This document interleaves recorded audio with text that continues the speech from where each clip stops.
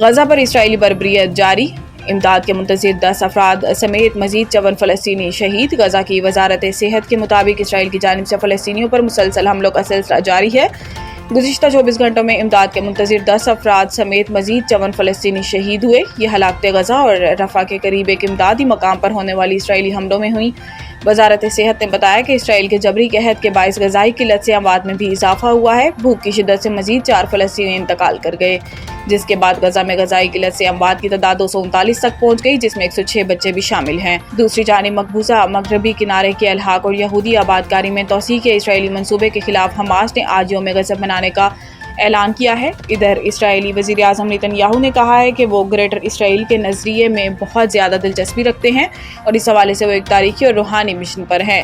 انہوں نے یہ بات حال ہی میں اسرائیلی میڈیا کو دیے گئے ایک انٹرویو کے دوران کہی۔ واضح رہے کہ اسرائیل کی غزہ پر جاری جنگ میں اب تک کم از کم 61,776 افراد شہید ہو چکے ہیں۔